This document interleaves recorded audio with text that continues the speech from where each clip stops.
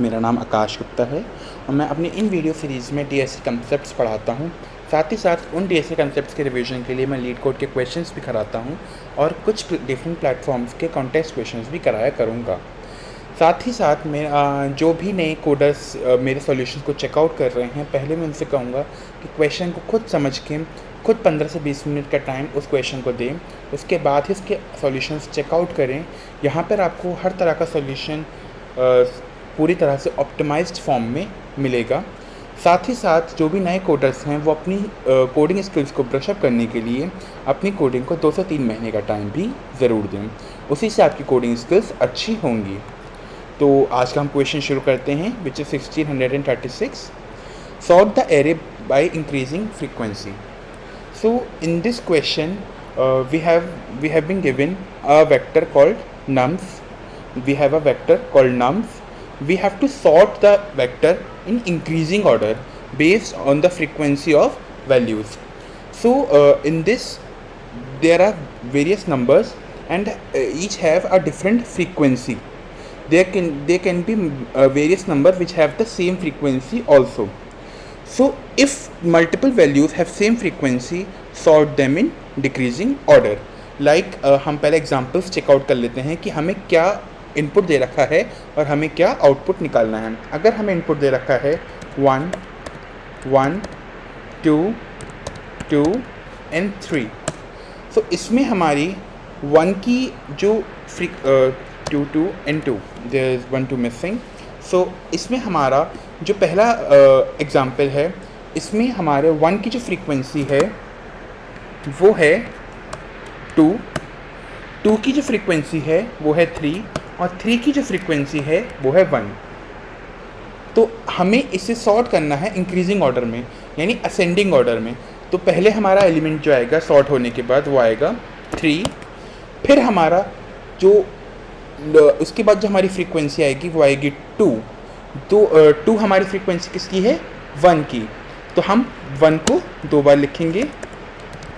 उसके बाद हमारा आएगा 3, 1 2 एंड 3, और 3 हमारा जो नंबर है वो 2 की फ्रीक्वेंसी है, तो हम 2 लिखेंगे।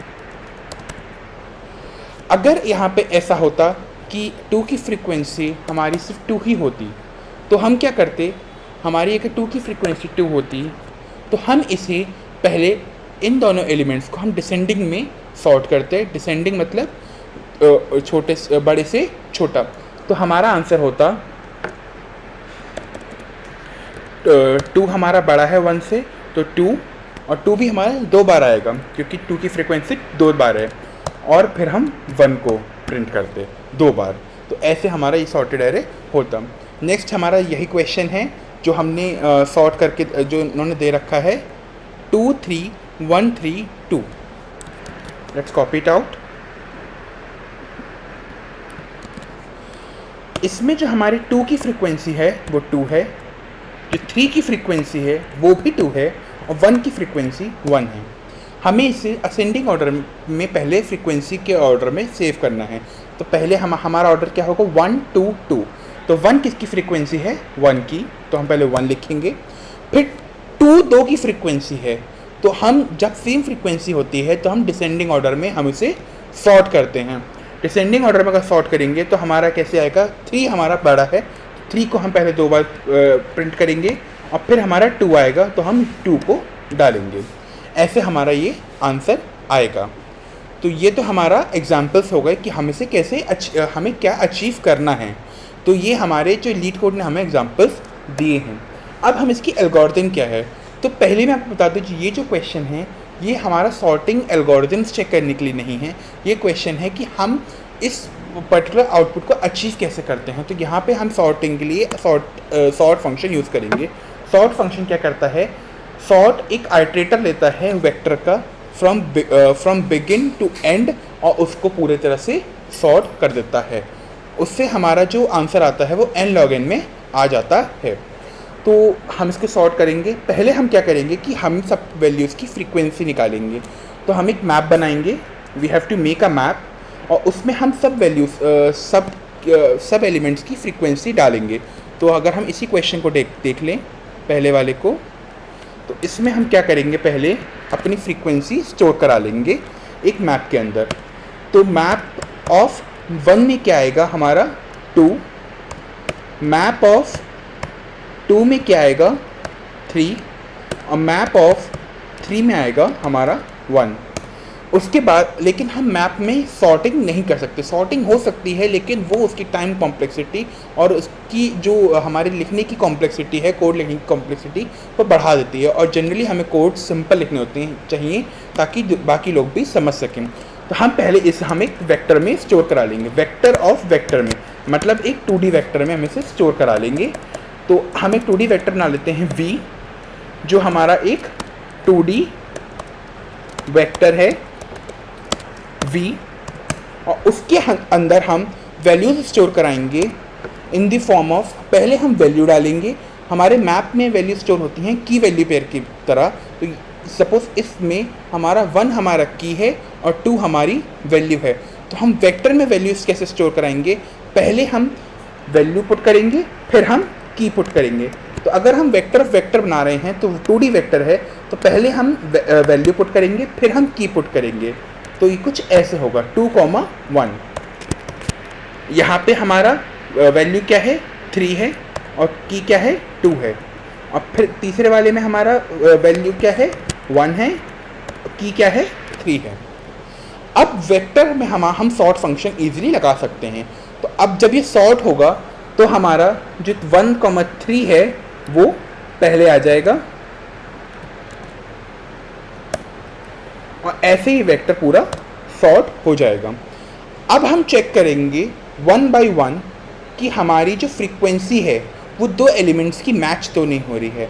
तो अगर हम यहाँ पे ith पॉइंटर रखें और यहीं से हम jth पॉइंटर शुरू करें, हम तब तक एक नए वेक्टर में इन वैल्यूज़ को इनपुट करते रहेंगे। हम एक नया वेक्टर ले लेते हैं 2D वेक्टर v1, जिसके अंदर हम तब तक वैल्यू इनपुट करते रहेंगे जब तक jth पॉइंटर की जो ith इंडेक्स है वो हमारी ith इंडेक्स की ith पॉइंटर की 0th इंडेक्स से मैच हो रही है।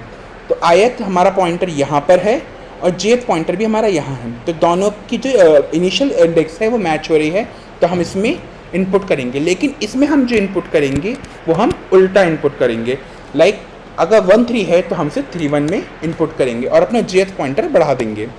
अब jth पॉइंटर बढ़ाया तो लेकिन यहाँ पे i और j का जो इनिशियल इंडेक्स है वो हमारा मैच नहीं हुआ, तो हम यहीं पे रुक जाएंगे और अपने ith पॉइंटर को जहाँ पे हमारा jth एंड हुआ है हम वहाँ पे पुट कर देंगे।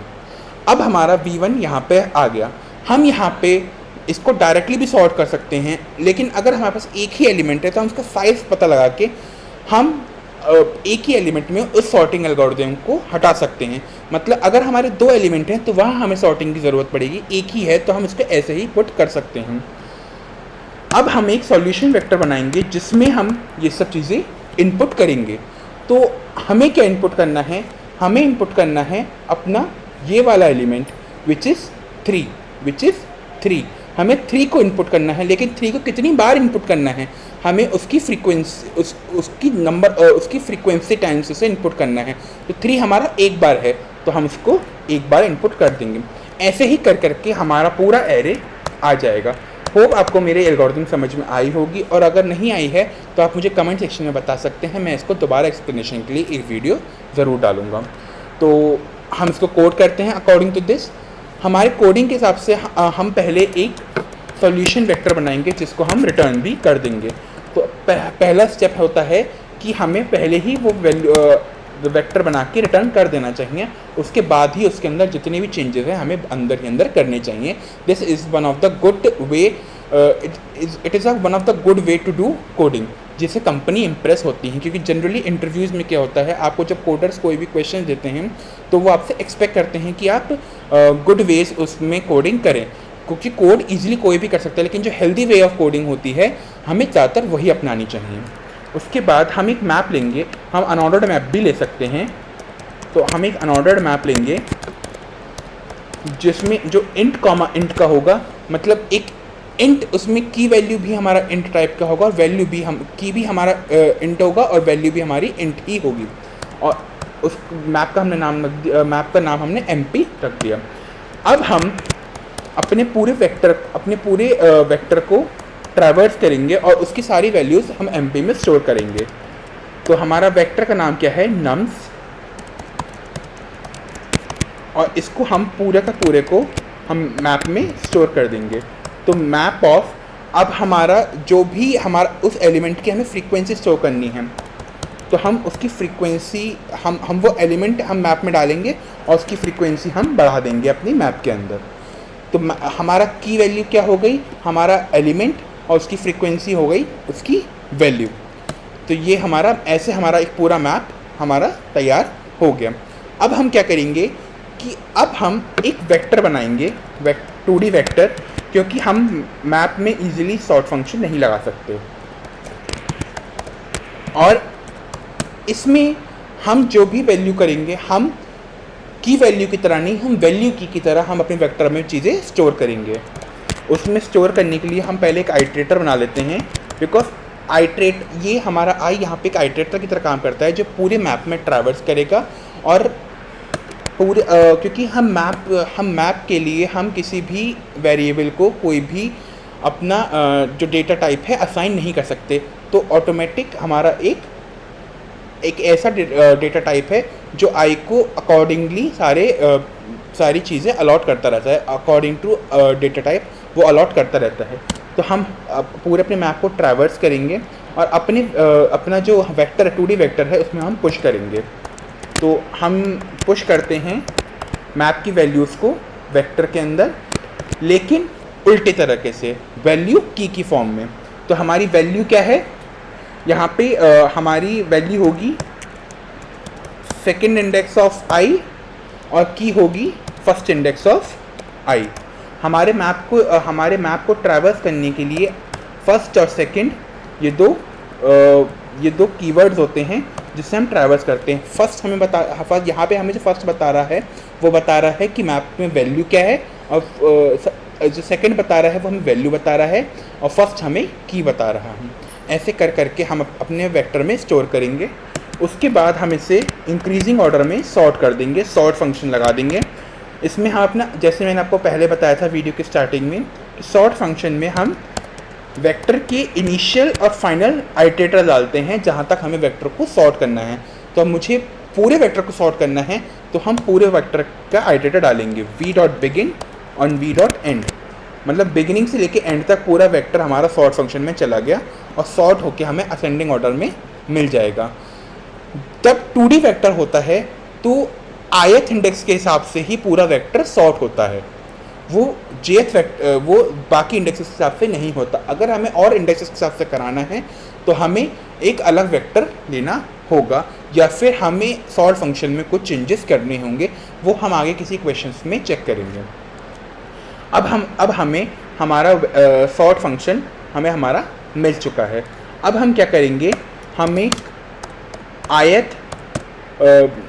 हम एक वेरिएबल लेते हैं आई वेरिएबल, और वो हम कब तक मूव कराएंगे जब तक हम अपने वेक्टर के एंड तक नहीं पहुंच जाते हैं। जब ये वेक्टर के एंड में पहुंच जाएंगे उसके बाद हमारा लूप ख़त्म हो जाएगा। यहाँ पर हम वाइल लूप यूज़ कर रहे हैं क्योंकि हमें नहीं पता कि हमें कितने स्टेप्स कूदने हैं। फॉर हम तब यूज़ कर सकते हैं जब हमें पता हो कि हमें कितने स्टेप्स जंप आउट करने हैं।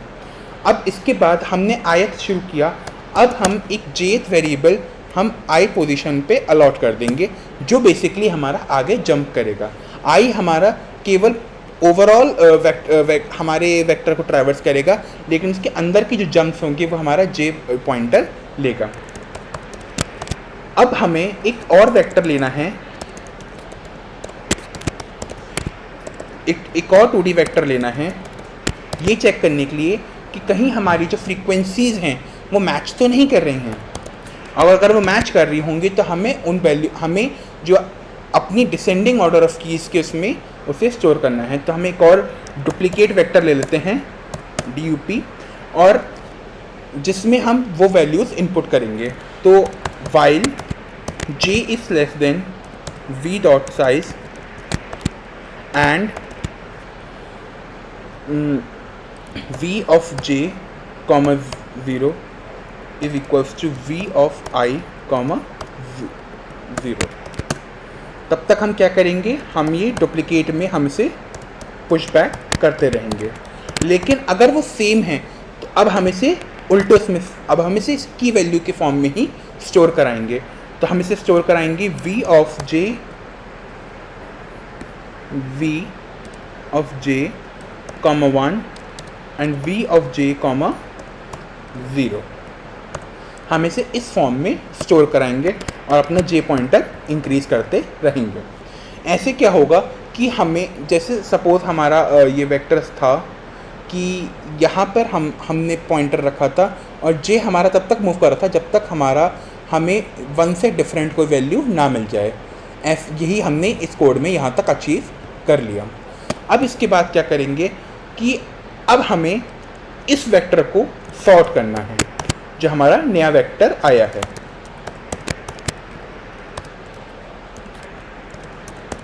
अब हम इस वेक्टर को अपनी सॉर्ट कर लेंगे। अब ये हमारा वेक्टर पूरी तरीके से सॉर्ट हो चुका है, लेकिन ये सॉर्ट हुआ है असेंडिंग ऑर्डर में और हमें वैल्यू चाहिए डिसेंडिंग ऑर्डर में। तो हम जो वैल्यूज पुट करेंगे हम डिसेंडिंग ऑर्डर में पुट करेंगे। तो फॉर इंट हमारे पास कौन सा पॉइंटर अभी खाली है, k पॉइंटर खाली है, तो k equals to v1.size and k is greater than equals to 0। यहाँ पे -1 आएगा क्योंकि हमारा एक इंडेक्स कम तक हमारा वेक्टर होता है, 0 से एक इंडेक्स कम तक होता है, उसके साइज़ के साइज से एक कम होता है, इसीलिए हमें ये पॉइंटर लेना है एंड k माइनस। लेकिन अब हमें जब प्रिंट करानी है वैल्यू वेक्टर के अंदर, वो हमें कितनी बार डालनी है, जितनी उसकी फ्रीक्वेंसी है। तो मुझे उसकी फ्रीक्वेंसी भी चाहिए होगी। तो हम इसकी फ्रीक्वेंसी अब हम एक और वेरिएबल इनिशियलाइज करेंगे l equals to 0, l is less than equals to v1 of k, comma, और इसकी मैंने इस दूसरे वाले वेक्टर में मैंने फ्रीक्वेंसी हमने फर्स्ट इंडेक्स पे स्टोर कराई थी। तो हम यहाँ पे हमने फर्स्ट इंडेक्स तक हम लेंगे और हम ml++ कर देंगे और हम अपने सॉल्यूशन वेक्टर में अपनी की को पुश कर देंगे। और यहाँ पे हम पुश क्या करेंगे, v1 of k, 0। Actually sorry, जो v1 कुछ नहीं है, it's a duplicate vector, sorry, it's a duplicate vector.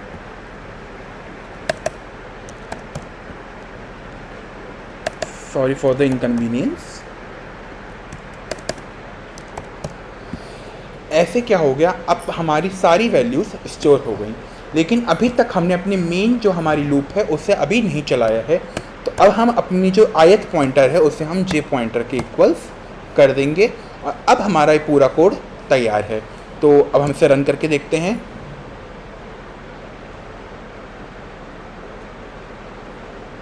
Okay, कुछ गलत आया है यहाँ पे, वो हम चेक करते हैं अभी कि क्या गलत हुआ है।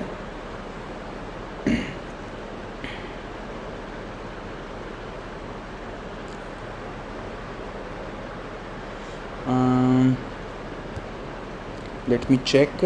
हमने यहाँ तक अपने वेक्टर को इनपुट करा दिया और फिर हमने क्या किया कि हमने उल्टा से स्टोर करा दिया दोबारा से वेक्टर ऑफ,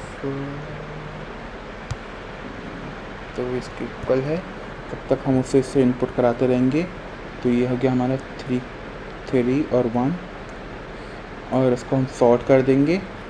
हम सॉर्ट तभी करेंगे जब जो हमारा जो डुप्लीकेट वाला वेक्टर जो है उसका साइज़ ग्रेटर देन 1 हो, हम उसे तभी सॉर्ट करेंगे। कम होगा तो हमें फ़र्क नहीं पड़ता। उसके बाद हमने एक साइज़ कम लिया, equals to 0, l is less than, I think यहाँ पे ये पॉइंट ज़्यादा लग गया, यहाँ पे इक्वल्स टू नहीं आना था क्योंकि हमें एक इंडेक्स कम तक ही चलाना होता है। एक्सेप्टेड, सबमिट करके देखते हैं इसे